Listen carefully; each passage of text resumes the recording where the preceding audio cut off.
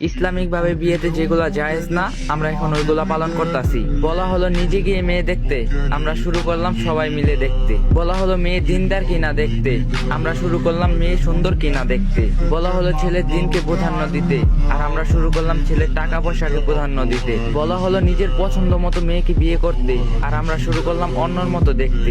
বলা হলো মেয়ের মতামত নিয়ে বিয়ে দিতে, আর আমরা শুরু করলাম নিজের ইচ্ছাতে বাধ্য হয়ে বিয়ে দিতে। বলা হলো কম খরচে বিয়ে করতে, আর আমরা শুরু করলাম অনুষ্ঠানের নামে টাকা অপচয় করতে। বলা হলো মসজিদে বিয়ে করতে, আর আমরা শুরু করলাম সেন্টারে শুটিং করে বিয়ে করতে। বলা হলো আল্লাহর সন্তুষ্টির জন্য বিয়ে করতে, আর আমরা শুরু করলাম নিজের স্বার্থের জন্য বিয়ে করতে। বলা হলো ছেলের পক্ষে ওয়ালিম করে মানুষকে খাওয়াতে, আর আমরা শুরু করলাম মেয়ের বাবার উপর জুলুম করে খাইতে। বলা হলো স্ত্রীর মহারানা পরিশোধ করতে, আর আমরা শুরু করলাম যৌতুক নিতে। বলা হলো বিয়েকে সহজ করতে, আর আমরা শুরু করলাম কঠিন করতে। বলা হলো নতুন বউকে দেখে দোয়া করতে, আর আমরা শুরু করলাম হাতে টাকা ধরিয়ে দিতে। বলা হলো স্ত্রীকে ভালোবাসতে, আর আমরা শুরু করলাম শালীর সাথে মিশতে।